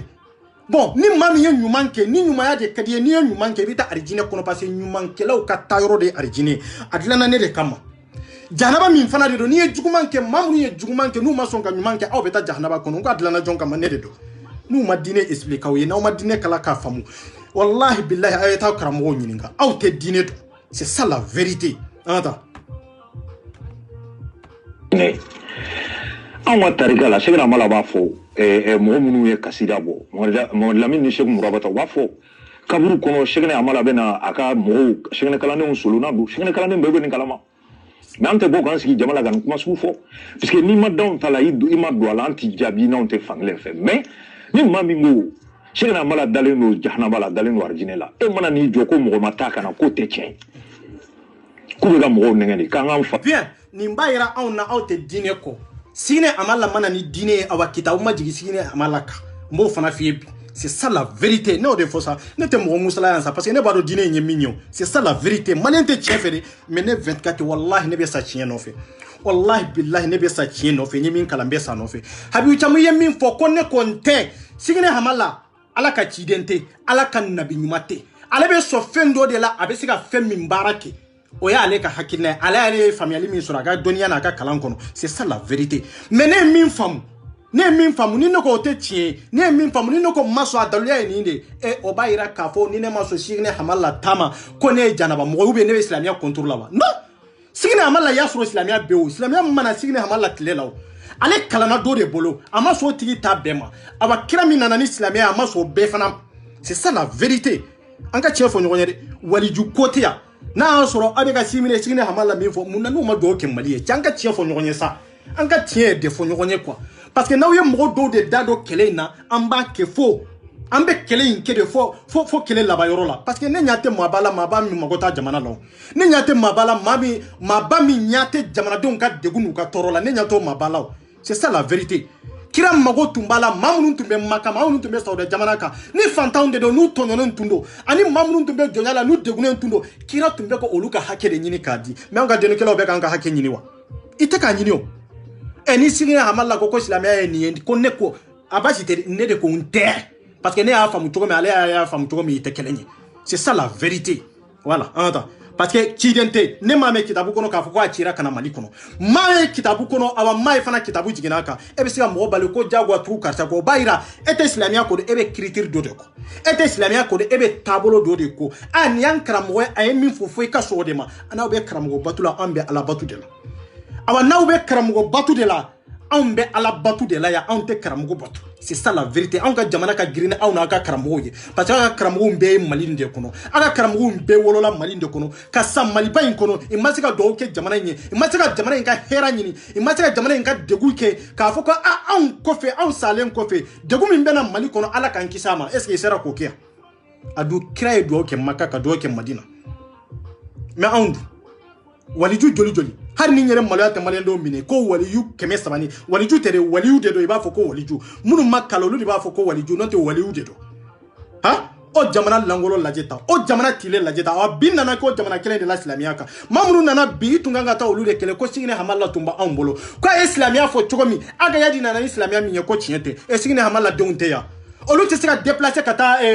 Amadu Kufa ye wa ka taa kuma ni Amadu Kufa ye an tɛ tiɲɛ fɔ ɲɔgɔn ye an ka fara ka ɲɔgɔn musala ngalon kan u denw de kan ka wuli ka taa Amadu Kufa ye k'a fɔ an mɔkɛ ye nin de to yan an fakɛ ye nin de to yan awa nin de ye dalilu ye awa n'aw ta ye dalilu ye a ye n'an k'u da ɲɔgɔn kɔrɔ c'est ça qui est la vérité an kana kuma munumunu ka taa yɔrɔ si c'est ça an ta faso fɛ ko faso ni diinɛ k'i bɛ faso de ta anw ko non i bɛ diinɛ de ta n'o kun don ala kira kun tɛ bɔ Maka ka taa Madina a ye diinɛ de ta ka faso to yen ka taa ka segin ka na bon o sɔsɔliw de cayara u nana bɔ u bɛ kuranɛ dɔgɔya u bɛ ala kira dɔgɔya u bɛ ala yɛrɛ dɔgɔya ne ko ko jɔsɔnnaw ka to yen kuranɛ ko min kana to yen e ko k'olu to yen k'u ta kɛ k'an ka bɛnbaw de don an ka segin an ka fɛn kɔrɔw ma so anw bɛ réseau kan bi tɛ koyi mais basi tɛ komi ne bɛ min ɲini fɛ dɔrɔn bɛɛ t'a lamɛn i kana kuma dɛ bɛɛ t'a lamɛn dɔrɔn i yɛrɛ bɛna faamu. Habibu Camu aw bɛ retard la wallahi bilahi aw bɛ retard la anw ye de fɔ wallahi diinɛ tɛ faso jɔ ne ko n ko aw ka ciden dɔ yira ne la Auka anamima do ira nela ka foko ko ala ya ci kana dugukolo do sanfɛ ko ka sɔrɔ dugu de te ko ka sɔrɔ jamana do de te ko ka sɔrɔ armadenw de te wallahi ciden te ka tan nabilahi nuhala fo kana bla fo bi ambe wati min na fo bi ka tan fa adamala fo bi ambe kira min ka tile kono ka fa onye kira manto a ciden fo te na sɔrɔ ko cira yoro la ka sɔrɔ dugukolo de te ka sɔrɔ jamana de te c'est ça la vérité an kana kuma mun musa ciden fen cira a cira dugudenw do de la a cira jamana do de la bon no jamana ten o dia to ci islamia dine o de kera fel labani imana yoro de kera fel labani memu nabillahi isa minna ka ci denya nana ka foko isa de cira kana wallahi billahi o de kera fel labani parce que isa nalen ko fe de du kolo sanfɛ ka do ka fo a nana du kolo do de sanfɛ adama don be manifin be mo be mamunu ala yenci mamunu ma o ko fe da yi denya di nabillahi isa ma ngo kera du kolo de sanfɛ musa fana cira yoro dum o du kolo kelen de sanfɛ mo shi machi ka fo ko nana tendro ka ci yere mate no engalonde i cira mo de la mo munu nu be dine nu ba la nyana maya dine be baloni adama don de c'est comme c'est-à-dire farikolo be baloni jini dumuni e cogo mi di awa dine fana balo e adama don de naw te dine te awa naw nyere te fana dine fana tisika balo parce que dine na kunya onde awa naw nyere te dine be wa naw nyere te du kolo be wa ateo naw nyere te jamana te dugute awa naw nyere fana te kirite c'est ça la vérité même melekeu onde kafsani melekeu ya ala ko konya adama dende fsani fembela jeleni onde kafsani melekeu ya melekeu be barake onde nofe jino be barake onde nofe foite ni ala ya dadu koloni sangolo ke wallahi ni adama dende mafsanaye foite kiyama don keneka ka fo fembe femi kafsani adama dende wallahi ate ala ya adama dende bonya kam bonya et puis kam bonya oye bonya dagne c'est ça la vérité har ni ko kono few ni meleko bela jelen nana adama dende be miliela wallahi adama dende bonya nendo annanga kafria fempe keneka onde bonya nendo katme fembe la jelenka awa onde fana dilana katla kan dafa chogonye kan dila chogonye katme dan fembe la jelenga awa dan fente jina fara meleke ka min dan chogo kan wallahi ate ni ma soro de kerekele may do kungulo yele malendo ta do fankelen fangalendo jinani adam jinani meleko bebe ni ke chogo de la idan chogo may mais adama dende dan chogo nyana katme dan fembe la jelenga oye munde bonya ni karama c'est ça la vérité amana nyana ma kono ka fanka na tonyosa amana nyana ma kono ka fanka na nyogon fagasa amana nyana ma kono ka fambe na nyogon de kusa non c'est pas ça Islamia nana de ka fo kwanga na nyana ma kono c'est-à-dire dia yoro mi kanga lafia soro len ko fe kado ina kunye munde c'est ça la vérité ina kunye munde lafia soro le jonde lafia dima oye ala mi lafia dima e bisika nyina wala kele nkoba itira nyina ko anga chefo nyogonyeza même lafia soro est-ce que ya hakili jigi alala ya kilite jigalaw parce que don rebe tono de kono don rebe hakede minane be yala don rebe fa ko kunu de kapsani biye ote hera min kono doni kala munu taro kalanke no lu fana nyingara iba sor o doni kala jumende be wal mami jumende be awbe kamilla tanu ka fo ko ate vatiri baw kono mais ka soro fantan joli be iri kono ka soro désiparato joli de be mo joli de be munu deselem buka ornasila mo joli de be ni ka dumini tu bolobi fantan joli be grebu joli de be ante chefo nyanga ta kabuya mais be du baw kono be mobili baw kono ibaye sécurité de bu no fe sunitle mais horonya ni dambe be orodwe aw ko halbi anga tuga aw ko aw ye min kala aw mabono shire aw ko anka tuga aw ko anka ke aw ka jowni otmana aya alaya aw da aw ya anto da munu ma family soro de be to ko de mais billahi ka alaka qur'ana kala ka hadisa kala ka fiqh kala wallahi billahi ma family soro ko fo kramo do de ta ko ki jigie ka fo ko ninde dine famu o bayira ma kala ete family fana soro awa ebe sa sira la sira mi nyere ita shido bloki ba don tayira ka fo ni sarabi arjine kono o yengaloni die ka fama ya intayira ka fo ni sarabi arjine kono ko ne ko yengalondi no kera no tunye tien anta ouais so voilà ibaro ne sona ika anga che malika ka ba goduge ko fenni ki kele jako ya ntoge yore fu ntoge bi ntoge shini bika ta fo mboy gene ale ni ne ale do ya ma do ni mina ne fena fara ko kono kafiru kwanza ko me ore kadai ne bi mi fo ne tane fo ai no ko ta la fene voilà ninche kele inde do ko ninde kata abazire ustazi abazire ko ninde kata assassiné malion ne o de fo ça malien a hinete nyona amma karite nyona wallahi an ma ɲɔgɔn faga jamana nɔfɛ de an ma ɲɔgɔn faga k'a fɔ an ka hakɛ ma sɔrɔ de an ma ɲɔgɔn faga k'a fɔ an balimamuso bɛ ka tɔɲɔ de an ma ɲɔgɔn ɲini ka ɲɔgɔn faga k'a fɔ ko k'an bɛ dugu kɔnɔ jamana kɔnɔ de an ma ɲɔgɔn ɲini k'a fɔ an bɛ ɲɔgɔn faga k'a fɔ ko tɔɔrɔ b'an ka tungarankew kan de an bɛ ɲɔgɔn faga kun jumɛn de la ko karisa bɛ ka dɔ fɔ diinɛ ma a bɛ ka diinɛ kiritike awa ni diinɛ yɛrɛ ma kiritike yɛrɛ diinɛ yɛrɛ tɛ ɲɛ ko silamɛya yɛrɛ kɔnɔ hali kuranna yɛrɛ kɔnɔ kuranna yɛrɛ bɛ silamɛw yɛrɛ kiritike pour que jogo min b'aw la o ka ɲɛ fɔlɔ aw ko mɔgɔ wɛrɛ ka n'o kiritike aw kana kiritike aw jogo bɛ ɲɛ est ce que aw jogo bɛ ɲɛ wa a tɛ ɲɛ o bon o ma kelen ninnu minnu b'a la bi k'a fɔ an bɛ silamɛya contrôle la olu de ye guinéya ladaga olu de ye PDA ladaga silamɛya kɔnɔ olu de ye jɛnɛya ladaga silamɛya kɔnɔ Sangare de y'a fɔ yan k'a fɔ ko wallahi ko ka jɛnɛya kɛ k'o tɛ maa kɛ kafiri ye n'o tɛ maa kɛ kafiri ye an ni sungurubaw bɛɛ kelen n'o tɛ maa kɛ kafiri ye minnu n'u lankolon bɛ yaala ni fini t'u kan na dɛ an n'olu bɛɛ kelen différence b'an ni ɲɔgɔn cɛ wa n ko différence ye jogo kolo ni jogo ɲuman de différence ye nin de e tɛ jɛnɛya kɛ e limaniya ni ala de ye k'a muɲu k'i sigi ka ala ye minnu fɔ a ye sariya minnu ni taabolo minnu fɔ i ka se k'olu muɲu mais nin ko a t'a muɲu hali sini ale bɛ jɛnɛya kɛ wa hali sini ale bɛ taa sungurumaso la e ko k'o ka tagali de k'o de ka ɲi k'a k'o t'a bɔ silamɛya kɔnɔ est ce que nafa b'a la ne bɛ ka min muɲu wa n fana tɛ wuli ka taa sungurumaso la e Sangare y'o kuma fɔ yan i ko PDA fana PDA ni wari bɛ sɔrɔ a la n'olu b'a la nin kɛcogo la e ko wallahi k'o tɛ silamɛya tiɲɛ a tɛ maa bɔ silamɛya la a tɛ maa bɔ silamɛya lutu tile la ale dugukolo halaki ka sababu kɛ mun de ye n ko nin kelen de don o fana o ni nin fana tɛ kelen ye n bɛ se k'a fɔ yɛrɛ wallahi olu ta yɛrɛ ka fisa ni nin ye lutu tile la olu ta tun ka fisa ni nin fana ye a b'an bolo kɛ cogo min na de olu ta tun ka fisa ni nin ye mais an ka bi ta in ye tasuma de bi ta in yɛrɛ de man ɲi mais ala nana ka dugukolo tigɛ k'olu latunu k'u si latunu kun jumɛn de la PDA ni guinéen ni n'importe quoi mun b'o bolo cɛ bɛ cɛ ɲini muso bɛ muso ɲini muso yɛrɛ b'a yɛrɛ yɛlɛma k'a kɛ cɛ b'a yɛrɛ yɛlɛma k'a kɛ muso ye ala ye dugukolo halaki n'olu ye mais bi anw bɛ tile min na dɔnnikɛla minnu b'an bolo i ko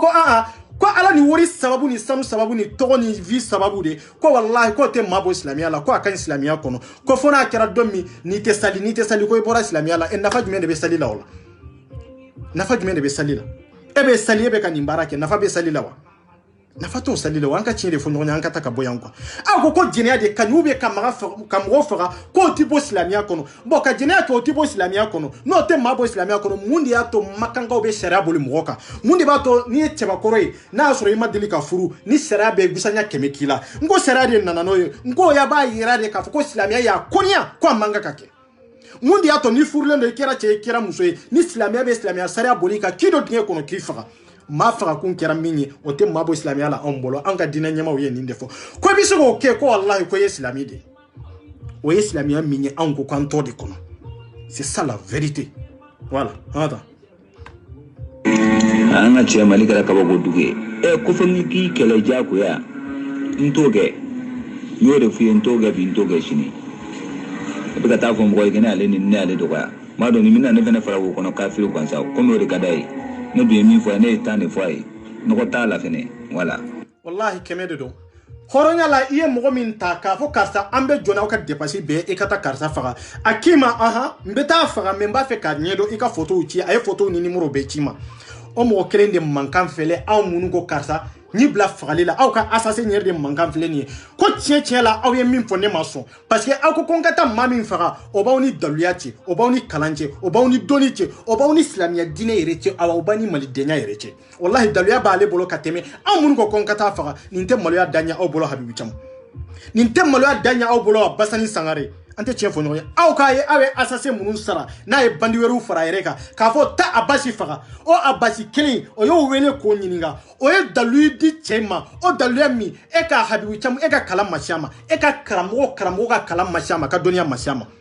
Basani e ka dɔnniya ma s'a ma e ka karamɔgɔ wallahi ka dɔnniya ma s'a ma a y'o dalu de di cɛ ma wallahi aw ma se k'a lawuli a y'o de fɔ ko tiɲɛ b'a bolo quoi ko mais n'ale tun taara bin nin kan ka nin faga k'a ka denbaya faga k'u ka du jɛni ka quartier bɛɛ labɔ yen ka taa tasuma kɛ ninnu na ko jaja tun bɛ don nimisa kɔnɔ fo k'a sa tun tɛ don nimisa min ɲɔgɔnna kɔnɔ n k'o de tun ye nin ye mais ala b'i fɛ ala ka jɔn ɲuman wallahi o tɛ don fɛn kɔnɔ n'a ma ɲɛɲini ala ka jɔn ɲuman wallahi an m'a fɔ i tɛ kataw kɛ dɛ a bɛ se ka kɛ a ye kuma dɔw fɔ kataw b'olu kɔnɔ mais billahi a ka analyse ɲɛna dɛ parce que a ye nin wele k'a ɲininka n'o tɛ a tun bɛ don fɛn kɔnɔ fɛn min a tun t'a si dɔn diɲɛ tiɲɛna lahara tiɲɛna ko ka taa nin faga sisan kɔni a banna yo aw ko Abasi ka faga Abasi bɛ Mali kɔnɔ o tɛ sungurunba ta o tɛ jɛnɛya kɛ o tɛ suɲɛli kɛ o tɛ bingani kɛ o ye fɛn naani ye katla ka ke tugu abasi abe afaye almami o yekelenye ayre almami harni almamite ayre almamiya kalanke abe sali abe sun abe femi nyawnya na tle boni na binite abashi toye abe dunbla komi nya awnya na katla ka ke katema krefe abashi toye awni abashi jonde kanga sariya ye jonde fagasisa awni abashi de sariya ye jonde fagasisa sariya ya awde faga parce que sariya ya yira de etesigi ka dine la nyana yoro na ma kele dunbla kode iko terrible ikati sigi terrible la aw ka dine aw be siga matrafa mali kono aw be siga la bara mali kono mais aw ye mali bla ka taw sigi États-Unis ka mali bla ka naw sigi France aw be siga dine ko kuma fo aw nyetu aw be siga limaniya ko kuma fo aw nyetu aw be ka jena kelaw damade aw be ka dlominaw damade aw na aw be siga comparer nyona tu aw ni abas be siga comparer nyona ante chien fo nyona ngata ka boya dine mi aw ba kungan ko kuma la na be ka fo mo ye ka famba contour la de aba jugo min ba kono ne 24 ko wallahi ne bo contour la siyali ni kalamantia ni jenya min ba kono ko ne bo contour la fonka ni laba ne yo de fo ngo ne be sa ni Israël fi malingatia wallahi billahi ni chebe sa maninga no fe ni muso be sa maninga no fe aflo be son ka kene wallahi chete min be ne la wuli nin kanka de awa muso te mo be ne la wuli nin kanka de prison donte fo ite bugolite wallahi billahi foni sara domi ka bo asira ka me antanga be chimi ka wallahi billahi be tuka no fe patanya te dina nyema la dina nyema mi ka fo ko ibora horonya ni dambe kam maka do ke jamana e pour que anga jamana yi abe degu min kono akano degu nyogona soro e karamo be nyini ka chayani jamana dem mumeni mali karamo lajeke mali karamo lajeke ka karamo fitunu lajeke mali be karamo mo jamana hera ta kono basigi ta kono mali be karamo aba o jamana imbe karamo ede me jinia abo jamana kele inde kono vlomi bo jamana kele inde kono abisiga hera sorowa awni ala chambi siga ndisi da president ni dictateur la ko lu kele olu nyaba on yere ka jogo kolona olu nyaba la on yere be ka jamana do arnake chugomi olu nyaba la nyere be ka nga islami don nyogo ambe ko olu fana arnake chugomi awni ala chambi se gouvernement na ninkanga amba jogo de ni après ambesla ka mo were jogo ni nga e jogo manye e bi ka jogo kolonka ka fo ko ma were jogo kolontigie o e nafiya ni kunfiya ni kalambalia de voilà non te eno etungangi jogo de nyo etungangi jogo de nya après ibe senema akase ibe mi na dabla adabla kunye munde abetande abe ninde lasima hera ninde akololo ninde wajuli te femere yo mais kata aussi ka ota ke wajuli te de abe fenyini de la fenyini de do dunte marché mali kono c'est ça la vérité il va faire ka connecter quoi mais numéro intadro WhatsApp kan dro wala e wo no fuye parce que on naka kuma kan kordo be no aso ama ni ngaw ma fama ama ni ngama do be bono jane ko fana ci sisa parce que la aso ko yaw korofo de ka to tien chamani fen chamandi quoi wona re fana inda sa ko chaman fo essayer ka bono de ko comme vidéo kura tere voilà il vient kuma kan o fana blackene ka non c'est facile o kan no ni fembe la jelenyo aya abi chamu yere la meansa abi chamu yere be na min fo dinema. C'est ça la vérité. Kali kone la ni mama ke che kone ta to la de ide nyegene ke kone kan ka boka ka papa ka tala I kali kone la ni mama ke che kone ta to la de ide nyegene ke kone kan ka boka ka papa ka tala e mai wotara ina ona ni yo kuma mi fo bi tu iba fo cha ide ne nunki ga wajula ide mo clasher ne ga wajulu club la mais voilà bon ni ndeba to amba foko abashi islamia kateme nunka ibe jebe yala ita che soro na manki habibu chamuye ka boke kurana ka sugune kaka ko papa ka tala wallahi eni alache ebe ka mori mi majamuya ebe ka doni kala mi majamuya ka fo ebe atashira ka est-ce que doni kala ndela kan info aw de be doni kala to chiu aw de ba to doni kala be la gauche aw de fana ba to har munun te kira fe nu be ka do fo kirama aw de ba to fana munun be ka kurana jani bi no lu be se tigiya soro ka fanga soro ka se ka kurana jani kunjumendela arabu tere am malien tere am farafin yere wallahi billahi amma ala donde anya kurana ke bolide kurana dunte boliye kurana nana am de kama parce que kurana tira am de maw fa ka se ka nyoro de fama a tira am munuma na on tira na kurana nyi ka se ka barake ni kurana ka se ka kala ka nyedo ka explication di mogoma ne ko ante to confinya kono wa ambe to confinya kono mais on de ba fo mogoma mimma na sura kelen kala munu mana aya kelen kala ka foko ni tura kurana la ninke chokola abi danga ni tura kurana la ninke chokola abi halaki abi yele makike fenye femme anta chido on de kurana ke boliede aba en contraire on de tiali do islamia kono en contraire kurana min flani la gosli min ba nofe wallahi kuna ngoya min dara kurana ka wallahi aude nodo parce que on de ko Qur'ana beta Qur'ana ala ma fo ci kira ma fo ci ya ma fo mufte ka fo ko wallahi billahi ka fo ko Qur'ana ni ya ken nin ke chokola abi elema ki ken nin chokola wallahi dalate don kala fo ibulo je kono adalate don kala bolo ala min fo Qur'ana kono ko ni Qur'ana ba min fleni wallahi Muhammad Rasulullah sallallahu alaihi wasallam kisini nema biye ni Qur'ana mote ni Qur'ana intanga ne ala dron de be ni Qur'ana intanga atanga be ne de bolo asetiya be ne de bolo aba har ni kafiru nana de kafo kube Qur'ana imbela jelen jani kube Qur'ana imbela jelen yelema mais Muhammad ikabla ikuna kafo ko Qur'ana ko ayat kelente mimbe sanzi aba ayat kelenta kono sura kelenta kono mimbe supprimer ka bo kono antange na be ne ka tanga ni ne ka nyamariya kono ngwa ini de fo kirai nga on nano de yelema ka kya sidiri anka fen soro sirai karamo abesi to jeneala ka Qur'ana da kere fe sokono fento la de nga kana tu Qur'ana la ka soro saljiti la ko Qur'ana bi danga mais emi ye jenea ka kere fe emi ye jenea ki Qur'ana kere fe eni Qur'ana bebe sokelen kono emi ye jenea kala emi ye jenea ke wali musola ka Qur'ana dalen to e bolo sokono do na kera la gauche libe ke mola e de kanga la gauche horonya ni dambe kono ba abo kola pour que ka Qur'ana bonya ni ala ka bonya no amba bonya na nyere kun ka bonya di amba bonya ni anyere kan nafadi amba bonya ni anyere ka togori a karsa nunde bisiga maga Qur'ana la ni e koloshi tige ube ni e banfula tige ube ni droki ba tige ko ni e kramgo do de nunde kanga maga Qur'ana la mais amma gansa to manga ka maga Qur'ana la o ya outle o tantle de anye mandarsa deke c'est ça la vérité anya do ube minka aya mo kenan faw tromper ni islam ni ngalonde c'est ça anya kala ka donde voilà abi tamu yere mata wale chien faut ga wadula no otene da dininga fo mais tu es ambigu tu n'es pas cohérent il n'a on a bien comment il faut même et ka elantien ni abouité jamana jola et qui symbole là on n'a pas besoin de toi pour que Malika Jo ni nana tu es le bienvenu ni qu'on quitte na refene toika soika toli on s'en fout de toi ni joko wa ko buye kuma min fo ko mi on janga ko yi ko sino ko mo fo ola e be bien clama e mai watra e be muni do afo to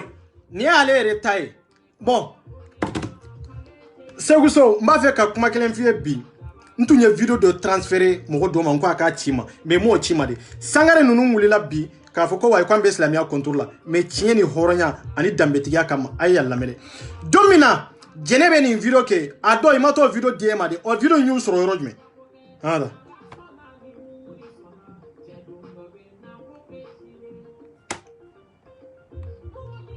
hada doro o video tumbe ke wati mi abi wichamu eni sangare tumbe rojme ma o mawuli kato video di almami umade nawamba do islamien kumala abe dina tanfe kono islamien de do à la base de tête aux pieds Ulu nana ni kumakanye ko kumakan ni konda la ki dole no ko ka muso nani furu donc ambe islamaya ambo de attaquer islamaya de do ambe islamaya attaquer shinamba attaquer shin wa ambe islamaya attaquer no fait voilà ni islamaya tiga wajulu ke ikatika Qur'an jigu ika bokene kono kafiri de ka kene be kafiri kene de be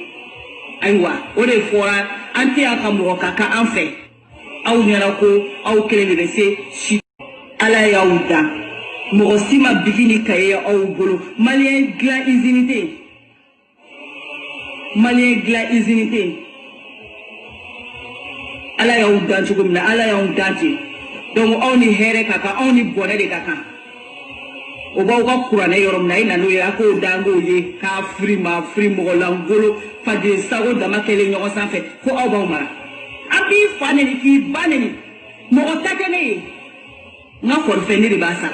wa mi ni ne de benye affiché est-ce qui ka réfléchir jogo fait fois kafir la netara de soriga prisana ala ye jogo fait sorok foko kafiri ne ya be soro e ka prisana seneke robia sambe na le minge France wala attaque malila sambe na le minge France wala attaque malila obe permettre voilà awya laje nimbeke watimi ni asura bi chama be rojme sangaro ya sura be rojme ngoni ye sederi mamurude ni mo be islamia contrôle la rasbad na ka demsen wolu de be islamia contrôle la parce que wolu de ko kambe islamia de attaquer ambe islamia de contrôle la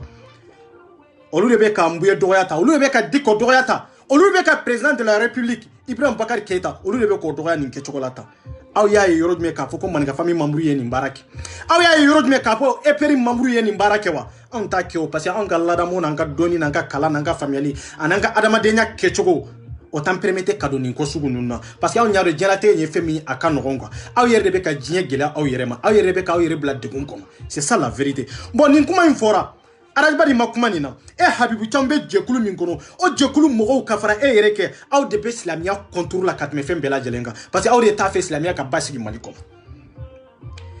Habibu Thiam ye vidéo kɛ nin kan kan Dani yɛrɛ y'a fɔ a ka vidéo fana kɔnɔ k'a fɔ ko ale yɛrɛ bɛ silamɛya contrôle la a vidéo in bɛ yan dɛ c'est ça o vidéo fana bɛ yan dɛ an y'o de fɔ an bɛ kɛlɛ kɛ ni dalilu de an tɛ kɛlɛ kɛ ni hɛnɛ de an b'a kɛ ni dalilu de c'est ça Dani yɛrɛ ye nin kuma fɔ yan ko ale yɛrɛ bɛ silamɛya de contrôle la ko Malinka tɛ silamɛya contrôle la dɛ n bɛ na dɛ n'a y'a sɔrɔ ma transféré yan kɔni voilà ma da la ni vidéo in nana o a nana bɛ yan a nana a ye n kɔnɔ voilà olu yɛrɛ de ko k'olu bɛ silamɛya contrôle la o tɛ EPR membre ye dɛ c'est ça la vérité voilà ni lagosili bɛ mɔgɔ la n'aw kan ka mɔgɔ minɛ bi k'a kantigɛ Arajbari n'a ka CDR ale y'a essayé o kɛra 2016-2017 o ye silamɛya ban Birmania o ma ban Malinka nalen sigi ko wa ko karamɔgɔ b'a fɔ tan karamɔgɔ ni karamɔgɔ bɛ tan ni karamɔgɔ ye karamɔgɔ kakala ye ni karamɔgɔ nin bɛ nin cogo la tan nɔ aw de bɛna ko Malinka bɛ silamɛya contrôle la n'aw ta ye business wɛrɛ de y'a côté la aw b'o de fɔ mais Malinka hali min tɛ Malinka o tɛ se ka silamɛya kɛlɛ an bɛɛ wolola ka silamɛya in sɔrɔ dugukolo sanfɛ mɔgɔ si tɛ se k'o kɛlɛ donc aw ta tɛ silamɛya kɛlɛ dɛ Malinka o kɛlɛ tɛ aw ta ye nafigidenya de ye aw yɛrɛ de b'a silamɛya kɛlɛ ye sinon aw yɛrɛ de b'a silamɛya kɛlɛ n'aw kunkolo tiɲɛlen don dɛ fɛn b'aw na aw ka jugu ni kunkolo tiɲɛ ye donc Mohamed Sangare de bɛ bɔ a ye Malinka mankan lamɛn e yɛrɛ bɛ Malinka dɔn ni yɛrɛ tɛ aw ni Ala cɛ nin tɛ lakalakatɔ denya da ye i tɛ mɔgɔ min dɔn i ma mɔgɔ min yɛlɛ o kɛlɛ ku c'est comme fa bɛ de la toi tu es bête i ma mɔgɔ i ɲɛkisɛ la n'i y'a ka kuma mɛn a ka kuma ma diya i ye a zappe a faga kan tɛmɛ ni sen fila ye e tɛ mɔgɔ min dɔn c'est comme ni lakalakatɔ yɛrɛ tɛ e kɛlɛkɛɲɔgɔn bɛ yirilen kɔfɛ a ɲɛ b'e la a bɛ yirilen ale de ɲɛ b'e la e ɲɛ t'a la wagati bɛɛ a bɛ se ka munumunu ka tɛgɛ dɔ da i ɲɛ kan ka tila ka tunu mɔgɔ min dogolen don aw bɛ se k'o tigi kɛlɛ cogo di n'a wulila don o don Malinka bɛ diinɛ wa Malinka bɛ diinɛ contrôle la bi a b'a contrôle la sini o ma bɛn o ma wa n yɛrɛ bɛ diinɛ contrôle a ma contrôle la sini o ma bɛn o ma voilà c'est ça la vérité an y'o de fɔ sa argument contre argument an mago tɛ c'est-à-dire min bɛ fɔ kɔfɛ yan an ka papagatɔ la bon maliyɛnw silamɛw chrétiens sinantanw hɔrɔnya ni danbe kama o tuma na EPR membre ni CDR jɔn de bɛ silamɛya contrôle la de Arajbari ka denmisɛnninw olu de bɛ silamɛya contrôle la Habibu Thiam e yɛrɛ bɔ la e yɛrɛ ka vocal jouera yan i ko wallahi ko i bɛ bo ni sugunɛ kɛ kuranna kan ko papaga tɛ bɔ a la ko fɛn tɛ bɔ a la o kɔrɔ de ko kuranna tɛ bolo foyi ye o kɔrɔ de ko silamɛya yɛrɛ e yɛrɛ m'o lajɛ papaga ye voilà jɛnɛ yɛrɛ ko k'an bɛ silamɛya fana attaquer ka fara o kan ko silamɛ ɲɛma minnu bɛ ko kafiriw de don ko silamɛw tɛ ko ale bɛ kafiri jamana de la ko hɛrɛ bɛ yen ko mais silamɛ ɲɛma minnu b'an bolo k'u ma se ka nafa ɲɛ Mali ye k'u bɛ k'u ka intérêt personnel de ɲini ko awa ko kafiriw de don ko Mali ye kafiri jamana de ye jɛnɛ de y'o fɔ ne m'o fɔ dɛ awa Dani ko Malinka tɛ silamɛya contrôle la de ko Sangare bɛ ka min fɔ ko nkalon de don ko Sangare yɛrɛ de bɛ silamɛya contrôle la parce que ka da la a taara sigi yɔrɔ la yɔrɔ min silamɛya y'a bali a man kan ka sigi yen c'est ça la vérité awa Dani ko Malinka tɛ de ko ale Dani yɛrɛ de bɛ silamɛya contrôle la ko mun de bɛ bɔ a la siksi ye bara bila anw ye de fɔ wallahi n'aw sera Maninka famille la n'aw ye Maninka famille n'aw sera anw na wallahi o b'a yira anw na an bɛ ka kɛlɛ min kɛ wallahi nkalon de don wallahi fo n'a y'a sɔrɔ an tɛ ka kɛlɛ kɛ ni tiɲɛ ye fo n'a y'a sɔrɔ an tɛ ka kɛlɛ kɛ ni ala ko ye fo n'a y'a sɔrɔ an tɛ ka fantanw tɔɲɔnen minnu bɛ yen wallahi olu ka se k'u ka hakɛ sɔrɔ fo n'a y'a sɔrɔ an ka tiɲɛ wallahi fo n'a y'a sɔrɔ an ka intérêt wɛrɛ de b'a la Mali kɔnɔ de wallahi n'o de tɛ n'an ko Mali de maliyɛnden bɛɛ ka lafiya maliyɛnden bɛɛ k'a ka hakɛ sɔrɔ wallahi n'a y'a sɔrɔ o de don wallahi aw tɛ sɔn anw ma wallahi aw tɛ sɔn anw ma Modibo Keyita bɛ taasira min kan wallahi an bɛ sɔn o taasira in de kan c'est ça la vérité anw de ko diinɛ tɛ faso jɔ awɔ an b'a fɔ hali sini mais ani diinɛ tɛ tiɲɛ am mo fo maninka mo fo aka element fo mo fo awa ani ambe islamia contrôle la maninka ka element fo mo fo eperi mo fo maninka fa mo fo maninka yere mo fo awa katla ka fo tuku ka fo awa ambe islamia de attaquer maninka fami ma fo eperi ma fo maninka fana ma fo o ekelenye awa na soro mo be islamia contrôle la wallahi cedri mamuru de do na soro mo mi gogo ambe islamia de attaquer ko islami nyema mu mambolo ko ka kafiru de do ku bu ka enteré de no fede araba na ka demsenu de do sangare otona ebe yorojime habi chamu emi ko ka boke kurana kaka sugune kaka otona ambe kurana mindo ka kala ka famu lokatili rabia minana arabu kanyere ka chie la ka fo malendo be islamia mindo makango be islamia mindo ambe giri islamia min ka ambe islamia min mangana ko de chie eni sangare tunganga je ka barake nyon fewa amanga ka je ka barake nyon fewa chie kelendron de do flatter Mau sona ma tiye kelende mau ma soma tiye kelende me billahi ni be tiye ka har ni kelende do wallahi to tiye ka wallahi ala be tiye de dem o de ato le lengi be tiye de ka akoko jamana dunga hake ni ndronde do ama fula fode me ana ka dine te tiye amo fode ana ka na ka dine pratique amo fode ako au ka dine islami dine be pratique mali kono kerche on ta be pratique nta shido yero lu bi se ka pratique mali kono o wajibi de o parce que pelaki de do me awde nana ka fo ko dine mimbe ko dine tambolo ko don tanna ko kalantana awa ko mali yere kafiri jamana de awa jene de o kuma fo awa dani yere ko ali yere be islamia contour la jene ko ali be islamia contour la ko islamia fana de be attaquer habu cham yere ko be islamia de contour la eni ala cheo na soro ka fo ko wallahi ko hornya yi ko dambe yi ko ma do de be murumbe ni kuma fo mali kono ko mali dambe jamana ko horon jamana de do ko mawero katu sigitiku ko lu de ma jamu ko yemi fo ko chie de do ko nunu tengalonka eni ala che mali be basi ninkanka tiye mana boyoro mi awte tiye laje men galon mana boyoro mi abe tugun galon ko awni ala cha manga hera soro awa har president min bena nin kofe ambe to de kun kelen de kono parce que bebi kurun galon de ka site tiye fe en tant que na manye si tiye de ma har nambe si kongo de la na manye si tiye de ma wallahi ka tiye de matrafa ka teka baraki ni tiye de ambe de kun fen kono jamana kono ani jamana ko ka wallahi billahi antebo gelia kono parce que kira ko kwanka tugu tiye de no fe abale lenki ye tiye tigide ni mo be mo mba fe ka dire basi ka dire sinsimbere wallahi o yele lenki de ali ko ko be kalabantia mina dine ko fe ni te islamia la bo islamia la awa ni bala fana ika islamia ke koma kanga ke chugomi ngoni ye horonya de ngo kira yere o defo ako hypocrite munu be islamia la kwa ibo islamia kono o ye nafigi ade donc aw ye nafigu de sangare wallahi nafigi de ni be nafigi donde nafigi de afoka jiawle am baw kapsani bay am fa kapsani fa yeni habibitam wallahi billahi am baw ka wolo ima bonala de me aw baw ka wolo wallahi abaw ka wolo wallahi hakiru bulo ni misay parce que adama de horon kuma mi na asura mi faka kunu me kani sigi kuma mi ni faka kunu kani sigi faden kene ka tugu ko kuma en kontora ndi fotu horonya be mi dambe be mi aw kanga wi yere faka de dambe ni yere wolo yakama wallahi awam de ko mali amma go be mali de la islamia be mali kono an ka papa ante balo islamia la de ande be islamia balo fo ka fa be kuna ande be islamia balo parce que on de ba la nyana maya abana unte anteu c'est ça la vérité tien dronde et ni ete est-ce que salibe ke e no la wa salite ke no la bon ni e be ende e be sali ni e be ende e be su donc ko e de femi nana e kama on nana e de kama e de ka buno yo donc e de bo la barao sali mana dia on ye chokoto ko arjine kada on ye chokoto arjine nana on de kama donc ande be fere nyini ka se ka barake ko la travail nanyo la travail watimi ambe se ka arjine sorona e mais ça n'est pas la travail, sun te sega la travail, on débat la travail. Faut mali on kase ka numéro de famu quoi. Mandenka ou nye vocaliste ça va dron de juillet. Vocali mi bia katani vocali kemenani ni quoi. Sangare habibu chamu. Amambe Allah hidu daw mabbi. Habibu chamu ini sangare wallahi porte plainte ambati ga ukama. Aw semana jiri mali kono domi. Aw be datu wallahi billahi nyankali alala. Nya fo yande komi nye benfota fo toga mi me wallahi billahi sangare ini habibu chamu. Ka sababu ke akoko beta abasi bona nina kata ngalon tiri eperi mamburu la kafo ongalo e mangele de kafambe islamia contrôle la hôtel parce que awe assassin de fana ngonga ku katanga mamburu do fa awambe porte plainte do kama fana mbo laydo fana dawmaya aw mo gofla naw senjina mali kono do mi wallahi billahi malo numbe mine ko be benfo mina na chokomi de numbe mine kata fo kaso bombala de escroc crédito et puis prévu bubolo ye temiere bla o ya prévu fouré fulana e mune yere ka voko donc ñoo def ni be kele ni fere ni ke buya quoi mais cedri mo wote kele ke chogodo wallahi wote kele do oni man nga famille be ñona man nga famille kala inde do doni de ba ona kodo ani famille o de ba ona ala yo de kalfa ona am ba fe ka mawbo debila ni kandeka mais to ñi te jamu ñi te vi ñi te ni maa min y'a faamu i bɔra a kɔnɔ n'i m'a faamu e de b'a dibi kɔnɔ ye de i b'anw sɔrɔ ɲɛfɛ de awa n'i ko i b'anw attaquer ngalon kan an bɛ na n'a ye faden kɛnɛ kan tugun dɛ c'est ça la vérité n b'a fɔ aw ye ko fadenya minnu b'an kɔ jugu minnu b'an nɔfɛ ko i tɛ se anw na k'u b'anw sɔrɔ ɲɛfɛ hɔrɔnya ni danbe kama k'aw fɔ ka waliɲuman dɔ fɔli min ni dan t'a la